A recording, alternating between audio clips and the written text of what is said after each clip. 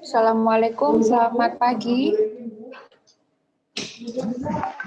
Waalaikumsalam, selamat pagi, Bu. Oke, ini yang sudah ada Nurul, Waalaikumsalam kemudian warahmatullahi wabarakatuh. ada Rosi, ada Rena, ada Putri Jatsia yang belum hadir. Shirley, Ica, kemudian Nindi. Ya. Oke. Oke, nggak apa-apa sambil nunggu. Ini lagi pada nggak nge-shift semua ya? Lagi sore nanti shift-nya? Benar begitu? Halo? Oke, Bu, benar. Ya, oke. Suara saya bisa didengar dengan jelas ya? Oke, Bu, bisa. Ya, oke. Baik, kalau begitu saya langsung share screen saja untuk menghemat waktu. Nanti yang terlambat biar menyusul aja. Ini juga saya rekam, jadi nanti akan saya upload di YouTube. Kalau yang ketinggalan, nanti bisa melihat rekamannya di YouTube. Nanti akan saya bagikan linknya. Apakah share screen saya bisa dilihat? Ampun, Bu. Ampun, Bisa, Bu. terlihat. Kurang besar ukurannya? Bisa, Bu. Terlalu kecil? Cukup, Bu. Bisa dilihat. Cukup, Ibu. Oke, baik. Ini karena kemarin yang sudah masuk di saya adalah tentang satuan acara penyuluhan ya. Sudah ada yang konsul, jadi sementara yang akan saya bahas tentang SAP terlebih dahulu.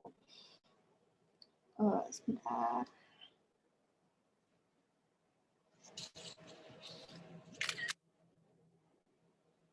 Oke, ini sesuai dengan format yang diberikan dari Akpit ya, seperti ini. Satuan acara penyuluhan, kemudian ada topik, subtopik, sasaran, tempat, hari dan tanggal, dan kemudian waktunya.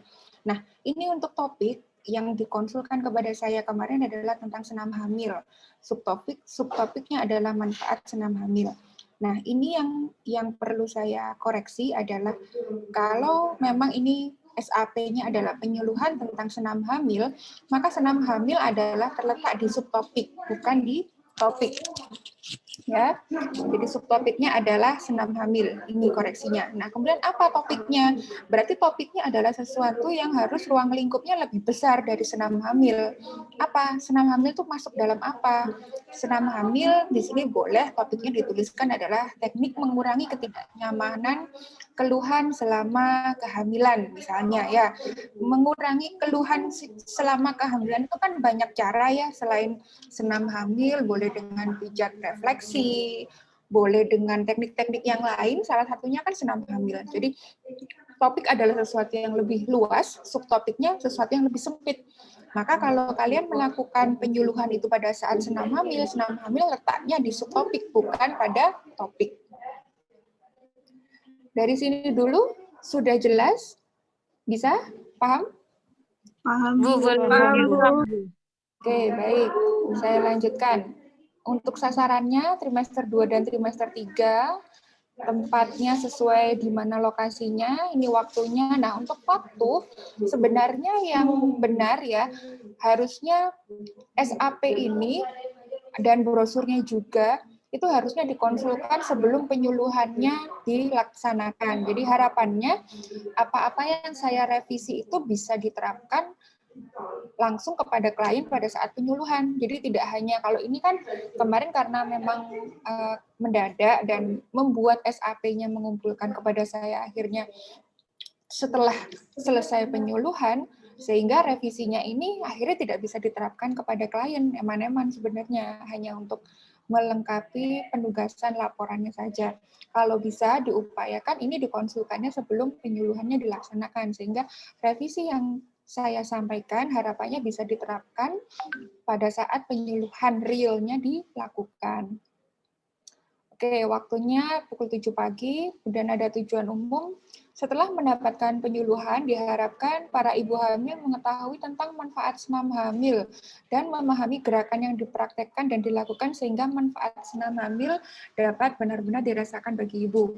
Untuk tujuan khususnya, Nomor 1, mengetahui manfaat. Nomor 2, melakukan gerakan senam hamil. Kalau misalnya ini kita lihat lebih detail lagi ya, antara tujuan umum sama tujuan khusus ini sama ya kalimatnya, adalah tentang manfaat dan juga supaya bisa melakukan gerakannya, hanya redaksi penulisannya. Tujuan umum berupa paragraf, tujuan khususnya berupa poin-poin. Harusnya kan tidak seperti ini, karena bagaimana cara membuat tujuan umum? Tentunya tujuan umum itu merupakan sifat global ya, yang lebih luas dari tujuan khusus, sehingga isinya harus mencakup hal yang lebih luas dari tujuan khusus, tidak mengulangi statement pada tujuan khusus. Bagaimana contohnya?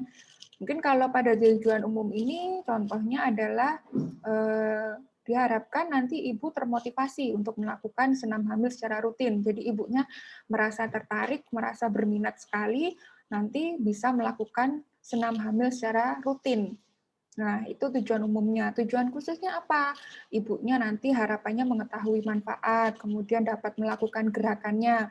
Nah, ini bisa ditambahkan lagi gerakannya yang seperti apa? Tentunya harapannya bisa juga secara mandiri, tapi harus dengan aman prakteknya. Bisa dilengkapi kalimatnya. Jadi, melakukan gerakan senam hamil secara mandiri dan dipraktekkannya secara aman. Itu tujuan khususnya. Nah, kalau ibunya nanti sudah tahu manfaatnya, kemudian dia mampu melakukan secara mandiri dan aman, tentunya dia akan termotivasi untuk melakukannya secara rutin. Nah, itu baru sinkron antara tujuan khusus dengan tujuan umum. Jadi tujuan umum tidak mengulangi kalimat yang ada di tujuan khusus. Tujuan umum sifatnya harus lebih luas daripada tujuan khusus. Dari sini, ada yang ingin bertanya atau mungkin bingung dengan penjelasan saya? Silakan. Jelas? Oke, Bu, jelas. Jelas, Bu. Oke, baik. Harapannya nanti SAP-nya ini ya, yang belum membuat SAP atau yang kemarin sudah sempat, sepertinya ada yang sudah sempat membuat SAP tapi belum dikonsulkan ke saya, nanti mengikuti ini ya, revisinya. Harapannya saya tidak mengulangi, tidak menemui hal-hal yang sama seperti ini lagi, gitu ya. Kemudian ada materi, di sini ada pengertian senam hamil. Sebentar. Ada pengertian senam hamil. Nah, ini kalau saya baca dari pengertian yang dituliskan di sini, ada satu yang saya temukan seperti ini. Jadi kutipan pustaka double seperti ini ya, Peter Lumonga 2010, lagi 2010, Jurnal Pengmas 2020. Penulisan double kepustakaan ini adalah tidak sesuai kaidah. Jadi memang redaksi ya satu pustaka. Kalau memang ada dua pustaka yang digunakan, ya menulisnya per kalimatnya, bukan dua kepustakaan dituliskan berjajar seperti ini. Ini menyalahi kaidah, jadi salah satu saja. Kemudian paragraf yang selanjutnya, ini tentang teknis penulisannya dulu ya. Pada paragraf ini, menurut Agnesia 2010 dan paragraf selanjutnya, senam hamil bukan merupakan suatu keharusan ini kalau saya baca sebenarnya masih dalam satu kesatuan ide pokok. Jadi seharusnya tidak perlu dipisah menjadi paragraf yang berbeda. Dapat dijadikan satu paragraf saja, karena ide pokoknya masih sama. Gitu. Dan sampai dengan paragraf yang terakhir ini, saya belum melihat adanya definisi ilmiah dari senam hamil. Yang sudah tertulis di sini adalah kajian tentang manfaatnya saja. Jadi tidak sesuai dengan judul pada subtopiknya. Tadi pada subtopik kan dituliskan mau menjelaskan tentang pengertian senam hamil. Tetapi isinya tidak ada sama sekali pengertian senam hamilnya. Yang ada definisi kehamilan. Kemudian manfaatnya, ya manfaatnya di sini, dan definisi dari senam hamil tersebut malah tidak ada sama sekali, jadi nggak cocok dengan subtopiknya. Seperti itu harus disinkronkan, subtopiknya ngomong apa, isinya harus cocok. Oke, kita lanjut ke tujuan senam hamil. Oh sebentar, ini ada kutipan yang tidak ada tahunnya, ini mohon dilengkapi kepustakaannya ya. Dan kepustakaan itu adalah expirednya 10 tahun terakhir, tidak diperkenankan lebih dari 10 tahun. Lebih bagus kalau bisa mendapatkan 5 tahun, kalau memang kesulitan sekali maksimal 10 tahun. Selanjutnya untuk tujuannya sama, ini ada kutipan yang tidak ada redaksi tahunnya. Kalau untuk tujuannya, saya rasa sudah benar. Manfaat sekarang. Nah, manfaat senam hamil di sini yang disampaikan sebenarnya ini semua sama. Manfaat senam hamil untuk ibu. Untuk ibu tetapi dari beberapa redaksi yang berbeda-beda. Ini dari Salma, kemudian yang di bawahnya ada dari Farne, ada dari Mei dan Mujahidatul. Tapi semuanya belum ada tahunnya ya. Jadi kalau menggunakan kutipan harus namanya dan ada kutipan tahunnya. Nah, sampai dengan selesai penjelasan tentang manfaat senam hamil, ini hanya untuk ibunya saja. Akan lebih bagus kalau ditambahkan manfaat senam hamil juga untuk aspek janinnya. Sehingga ibu itu akan lebih bisa tertarik, tadi ya, sesuai dengan tujuan kita, tertarik melakukannya secara rutin, supaya karena apa? Karena dia tahu, oh ternyata selain bermanfaat untuk diri saya sendiri, ternyata ada manfaatnya untuk janin saya. Seperti itu. Jadi kita menarik minat ibu, itu salah satunya motivasinya selain untuk dirinya sendiri ya, harus kita sampaikan manfaat untuk janinnya apa sih, gitu. Terutama untuk ibu-ibu yang masih preemie ya, masih hamil pertama, itu sangat interest sekali kalau kita sampaikan bahwa ini ada manfaatnya untuk janin. Karena tentunya kalau preemie itu masih sangat aware, masih sangat lagi seneng-senengnya untuk pengalaman pertama memiliki bayi. Nah ini perlu kita tingkatkan motivasinya, salah satunya melalui itu tadi, manfaatnya bukan hanya untuk ibu, tetapi untuk janin juga. Nah itu disampaikan di sini. Dari sini dulu, silakan. Apakah mungkin ada yang ingin bertanya atau ada yang kurang jelas? Tidak ada? Clear? Halo? Jelas, Bu. Jelas, oke. Baik, terus ini saya di sini menemukan ada font yang berbeda. Mungkin karena copy paste atau bagaimana ya, saya tidak tahu. Mungkin lebih teliti lagi kalau misalnya memang itu mengutip dari sumber, jangan copy paste, kalau bisa diketik ulang. Kayak gini kan ketahuan akhirnya ada font yang berbeda. Gitu ya. Oke. Kemudian ada kutipan tahun 1999, ini sudah tidak relevan karena maksimal adalah 10 tahun. Nah, sebelum kita menginjak kepada metode ya, ini sudah berganti topik ke nanti metode, ini sebenarnya pada materi yang disampaikan ada beberapa kekurangan yang harus ditambahkan. Di antaranya yang pertama, kriteria ibu hamil yang boleh melakukan senam hamil, kriteria ibu hamil yang tidak boleh melakukan senam hamil, hal-hal yang harus diwaspadai selama melakukan senam hamil di PMB, dan juga hal-hal yang harus dipesankan kepada ibu jika melakukan senam hamil secara mandiri. 4 poin ini adalah hal penting yang harus ikut disampaikan, tidak hanya terbatas pada manfaat senam hamil saja. Karena tentunya ada ibu hamil yang dia tidak diperkenankan untuk melakukan senam hamil. Contohnya ibu hamil yang mengalami kontraksi, ya ibu hamil yang memiliki riwayat abortus. Itu harus hati-hati sekali, harus dipesankan. Mungkin boleh kalau riwayat abortus masih boleh melakukan senam hamil. Dengan catatan sebelumnya harus melakukan pemeriksaan terlebih dahulu. Pemeriksaan di rumah bidan melalui ANC terlebih dahulu, dinyatakan aman, baru boleh melakukan senam hamil. Seperti contohnya, jadi tidak semua ibu hamil itu boleh melakukan senam hamil. Yang boleh itu yang bagaimana, yang tidak boleh itu yang bagaimana. Dan kemudian apa perbedaannya ketika melakukan senam hamil di rumah ibu bidan? Tentunya kan kalau di rumah ibu bidan ada instrukturnya, ada yang memantau. Kalau sendirian di rumah, kira-kira apa yang harus dipesankan kepada ibu? Misalnya, harus memastikan tempat lokasi ibu itu melakukan senam hamil itu nggak licin, hati-hati ibunya terpreset. Kalau di rumah ibu bidan mungkin ada matras ya, mungkin ada alasnya. Nah, hati-hati dipesankan kalau di rumah jangan memakai alas, jangan sampai yang licin, nanti ibunya jatuh. Nanti akhirnya dapat menimbulkan cedera. Kemudian juga dipesankan ketika melakukan senam hamil, kemudian misal di tengah-tengah gerakan, ibu kram, ibu timbul kontraksi, nah itu harus segera dihentikan. Hal-hal yang seperti itu harus disampaikan. Wajib disampaikan. Jadi tidak Tidak hanya terbatas pada manfaat saja. Di sini kan tadi hanya definisi dan manfaat, sudah titik ya. Ini 4 poin penting ini harus tetap disampaikan pada pelaksanaan senam hamil. Ini dicari referensinya yang lebih lengkap. Apa yang bagaimana yang boleh, yang tidak boleh, apa yang harus diwaspadai ketika di PMP, dan bagaimana yang harus dipesankan ketika melakukan senam hamil itu secara mandiri. Begitu, dari sini bisa dipahami revisinya? Enggak, Bu, bisa, Bu. Bisa, Bu. Oke, baik. Selanjutnya metodenya baik ceramah ya, dan juga tanya jawab. Medianya menggunakan leaflet atau brosur. Kriteria evaluasinya adalah menggunakan tanya jawab, mengulang kembali informasi yang disampaikan. Nah, kemudian ini adalah untuk kegiatan penyuluhannya secara rinci. Ada waktu, apa kegiatan penyuluhannya, dan bagaimana respon pesertanya.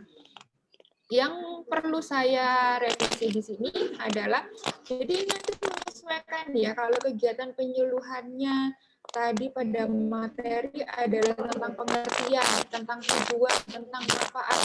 Nanti kalau sudah ditambahkan tentang kriteria, siapa yang boleh, kriteria yang tidak boleh, hal-hal yang harus diwaspadai, hal-hal yang harus dipesankan, maka 4 poin ini harus disesuaikan masuk di dalam tabel ini. Ya, jangan yang dirubah hanya pada materinya saja, tetapi pada kegiatan penyuluhannya juga harus inline, harus cocok. Begitu ya. Kemudian pada saat ini evaluasi, memberikan pertanyaan kepada peserta. Responnya, peserta dapat menjawab pertanyaan. Nah, ini sebaiknya disampaikan. Kira-kira pada saat memberikan pertanyaan kepada peserta, apa saja pertanyaan yang disampaikan oleh pemateri? Feedback-nya apa? Apakah mungkin menanyakan tentang tujuannya, menanyakan tentang manfaatnya, seperti itu tetap disampaikan. Jadi tidak hanya global seperti ini. Demikian pula ketika memberikan kesempatan peserta untuk bertanya. Di sini dituliskan responnya peserta mengajukan pertanyaan kepada pemateri. Apa pertanyaan yang muncul dari peserta senam hamil itu? Dan bagaimana jawaban dari pemateri? Itu perlu saya koreksi juga nanti.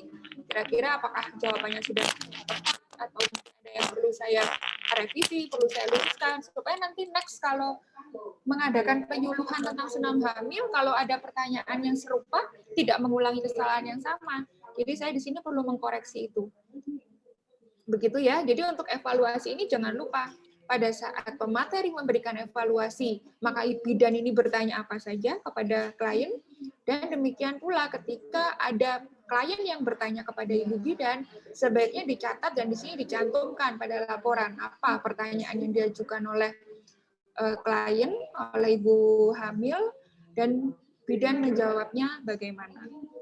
Yang terakhir, salam penutup. Oke. Pembicaranya, ada fasilitatornya, ini daftar pustakanya kebetulan belum dilengkapi, nanti dilengkapi, jangan lupa referensinya adalah maksimal 10 tahun terakhir. Lebih bagus kalau bisa mendapatkan 5 tahun. Lampirannya ada medianya, berupa nanti leaflet atau brosurnya dilampirkan, daftar hadir, dan juga dokumentasi. Nah, ini ada dokumentasi di sini berupa foto-foto seperti ini, ya, foto-foto seperti ini.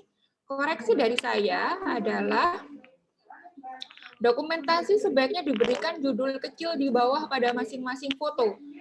Dan kemudian di sini juga belum ada dokumentasi pada saat kegiatan senam hamilnya pada masing-masing step gerakan sesuai brosur. Jadi harapannya dokumentasi itu ada step-stepnya senam hamil ya. Kalau misalnya mau diambil beberapa contoh step boleh. Dan sebenarnya harusnya dokumentasi itu urut dari kegiatan ini. Misal pertama nih, sambutan dan salam. Ada dokumentasinya, sambutan salam, urut sesuai ini. Ketika kalian menjelaskan tujuan, membagikan leaflet, sesuai dengan apa yang ada di tabel ini, memberikan pertanyaan, kapan pada saat memberikan pertanyaan itu ada dokumentasinya. Ketika klien bertanya, itu ada dokumentasinya, ada fotonya, jadi sesuai dengan apa yang dikerjakan di tabel ini.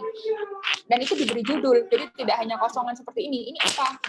Oke lah, ini saya bisa memahami ini memberikan leaflet ya, tapi harus ada, tetap harus ada judulnya. Kaidah ilmiah begitu, jadi setiap ada lampiran gambar harus disertai dengan keterangan di bawahnya. Seperti itu, dan harusnya mengikuti alur dari tabel ini, dokumentasinya. Jadi memang akhirnya nanti kita bisa mengambil kesimpulan bahwa dokumentasi adalah sesuai betul dengan kegiatan penyuluhan yang dilakukan. Oke, seperti itu. Dari sini sebelum saya menjelaskan revisi brosurnya, ada yang ingin ditanyakan tentang SAP-nya? Silahkan. Ada yang kurang jelas? Ada yang ingin bertanya? Silahkan. Saya Bu bertanya. Silahkan. Siapa? Itu kan SAP saya. Nah, kemarin kan jenengan perbaikannya itu katanya harus ada dengan kegiatan-kegiatannya. Itu kan SAP aja kan, saya kan hanya ceramah Bu, saya tidak memberikan contoh gerakannya, hanya saya memberikan beberapa. Kalau senam hamilnya sendiri, saya sudah ada kegiatannya dan saya sudah pernah mengirimkan foto ke jenengan. Apakah foto itu saya masukkan atau bagaimana? Ya, sebaiknya diambil sampling karena ini tentang senam hamil ya. Dia include dengan gerakan senam hamilnya yang kebetulan dilakukan. Jadi kan ada senam hamil, ada penyuluhannya kan begitu ya. Ini include. Kalau misal senam hamilnya mau diambil samplingnya tidak pergerakan, oke, tidak masalah. Tetapi sebaiknya yang lengkap dokumentasinya itu sesuai dengan kegiatan penyuluhan ini. Jadi pada saat sambutan salam perkenalan ini mungkin satu dokumentasi. Kemudian pada saat membagikan leaflet satu dokumentasi. Kemudian ketika menjelaskan satu dokumentasi. Ya, kemudian ketika memberikan pertanyaan satu dokumentasi, ketika peserta memberikan pertanyaan satu dokumentasi, penutup ini boleh ada, boleh tidak. Intinya kan sama nanti dengan yang pertama tadi. Dan ada lampiran sampling senam hamilnya. Kemarin sudah dikirimkan Japri ke saya, tapi sebaiknya dilampirkan di dokumentasinya SAP ini. Begitu. Jadi itu satu kesatuan kan memang dengan senam hamilnya. Iya Bu, tidak Bu, itu kan senam hamil kita kegiatan sendiri, karena itu kan Tidak bersambung beda kegiatannya. jadwal. Beda jadwal karena sewaktu saya menggunakan SAP itu waktu di sini ada acara USG. Kan saya sudah pernah nyampaikan ke jenengan. Jadi saya tidak memungkinkan untuk melakukan praktek pada saat itu karena kan pasiennya banyak gitu Bu. Sewaktu yang USG senam hamil dan penyuluhannya ini kegiatan di hari yang berbeda. Iya, berbeda. Oh, begitu, baik. Maaf, saya pikir ini adalah satu kesatuan. Kalau begitu, dokumentasinya sesuai yang ada di tabel ini, tanpa menyertakan senam hamilnya. Begitu? Oke, Bu, karena itu hanya ceramah saja waktu itu saya ceramah tanya jawab. Oke, tapi step by step-nya ini harus urut sesuai yang ada di tabel ini ya, dilengkapi ya. Oke, Bu. Ya, kalau sempat terfoto, kalau tidak ya akhirnya memang tidak bisa. Dan jangan lupa diberikan judulnya di masing-masing foto. Begitu?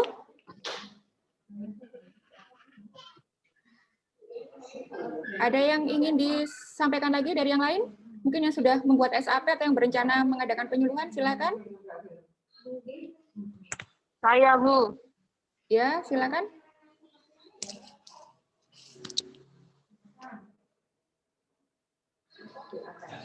Saya ya, Bu. Sama mau bikin SAP-nya itu kayak Mbak Tias, Bu, tentang senam hamil. Iya. Kemudian? Jadi nanti itu ya, Bu, nanti saya kalau mau mengadakannya itu kan ini ya, Bu, nggak cuma kasih tahu aja, tapi cara-caranya juga kayak gitu ya, Bu. Nggak apa-apa kan, Bu? Iya, gitu kan nanti sebenarnya lampiran dari penyuluhan ini kan ada brosurnya ya, ada brosur dari senam hamil. Nah sebenarnya dari brosur itu sendiri kan harus dijelaskan. Brosurnya kan berisi gerakan-gerakan, ya kan?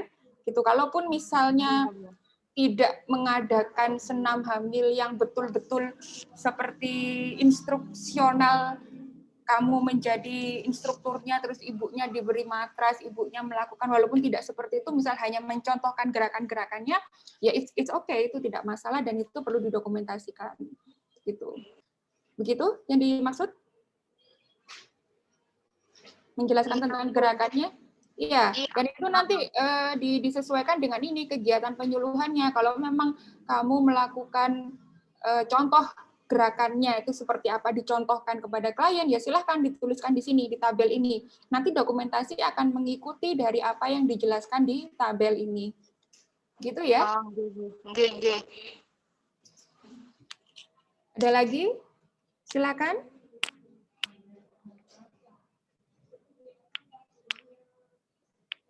Clear? Tidak ada lagi yang ingin bertanya? Untuk SAP-nya? Saya lanjut ke brosur ya. Oke. Oke, Bu. Ya. Ini untuk brosur. Bentar. Sudah bisa dilihat brosurnya?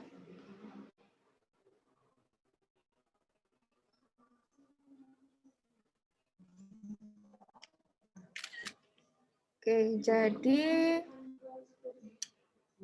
ini contoh yang sudah dikirimkan ke saya. Mungkin kalau sekilas kita lihat judulnya ya, Sehat Selalu Bersama Rumah Rumpi Sehat PMB Tias Edi. Kalau Rumah Rumpi Sehat ini kayaknya sudah merek ya, sudah nama, mungkin nama yang sudah dipatenkan oleh ibu bidannya, jadi kita nggak akan rubah ini, Rumah Rumpi Sehat ini. Cuman kalau boleh memberikan koreksi, di sini muncul dua kata sehat dalam satu kalimat. Jadi di depan ada sehat, nanti di tengah ada sehat lagi. Sehat selalu bersama Rumah Rumpi Sehat. Nah ini kalau sesuai dengan kaidah ilmiah, sebenarnya redaksi kata itu tidak boleh mengulang dalam satu kalimat. Jadi sehat ini harus menggunakan dicari redaksi kata yang lain dulu. Kalau memang betul-betul mentok tidak ada, baru boleh.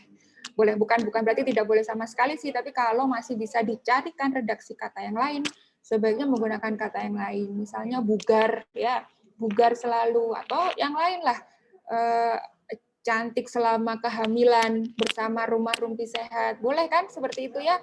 Jadi tidak mengulang kata sehat dua kali, seperti itu.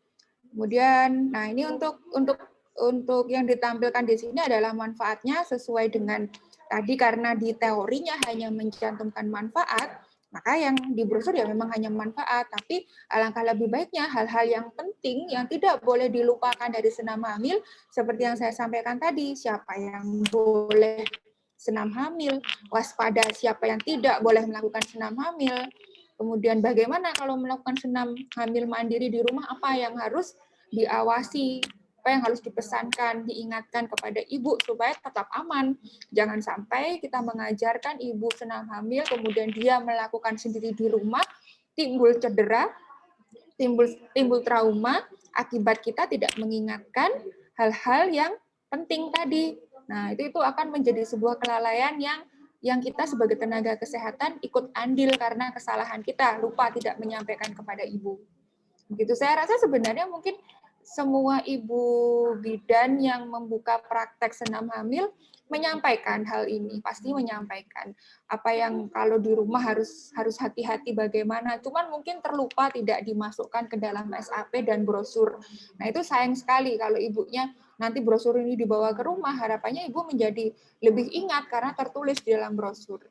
Gitu. Dan ini ada gerakan-gerakan senam hamilnya, ini sudah cukup jelas, gambarnya juga sudah bagus. Boleh seperti ini yang pada saat penyuluhan dicontohkan kepada ibu. Gitu.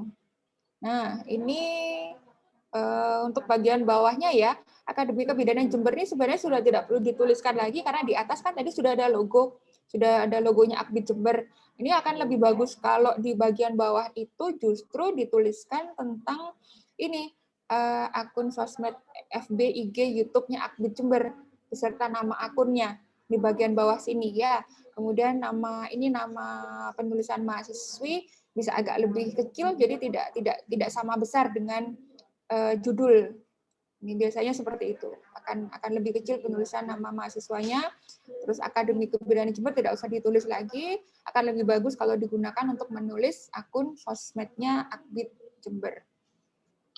Itu koreksi dari brosurnya, dan sekali lagi sebaiknya brosur dikonsulkan sebelum digunakan ya.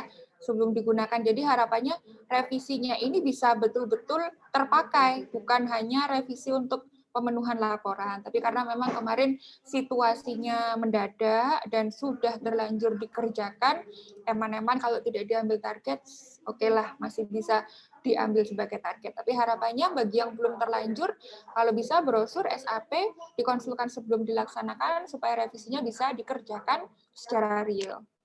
Oke, brosur silahkan. Ada yang ingin ditanyakan? Ada yang kurang jelas brosur? Jelas? Clear? Jelas, Ibu.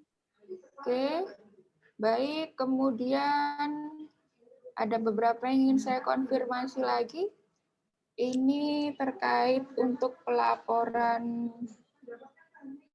rekap ya, rekap SAP yang sudah bikin Tias, kemudian Shirley.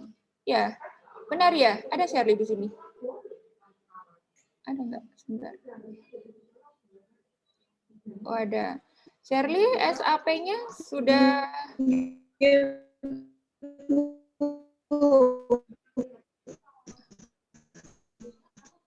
Oke, Shirley, kalau...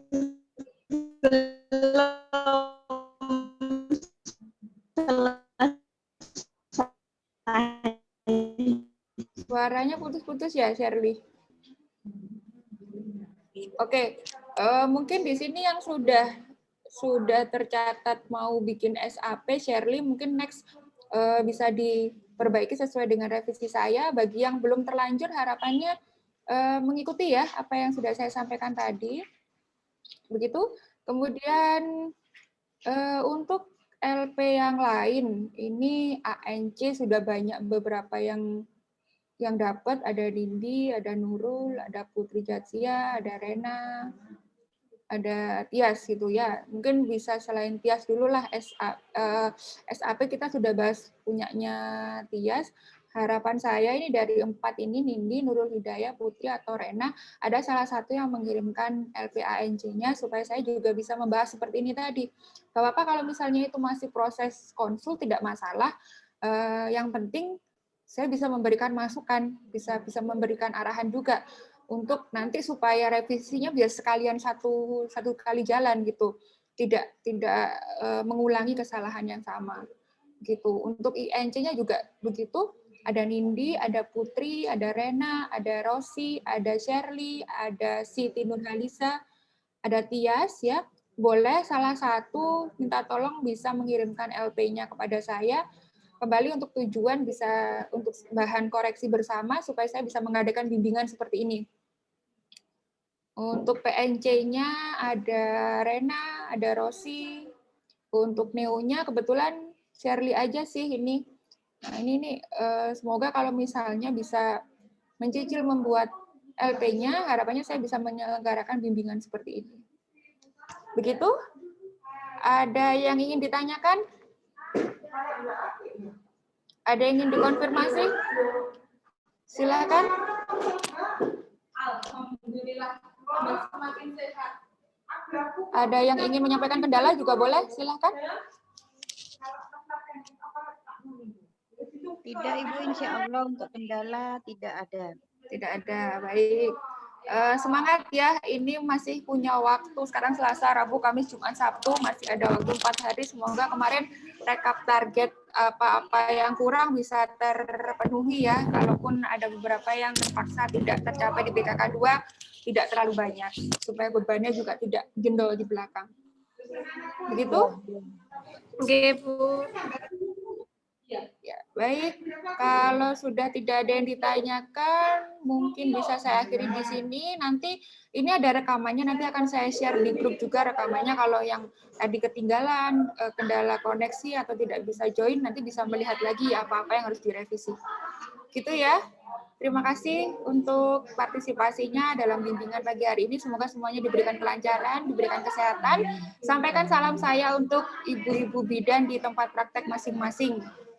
Terima kasih. Assalamualaikum warahmatullahi wabarakatuh. Selamat pagi. Waalaikumsalam warahmatullahi wabarakatuh. Terima kasih, Bu. Terima kasih kembali, Bu.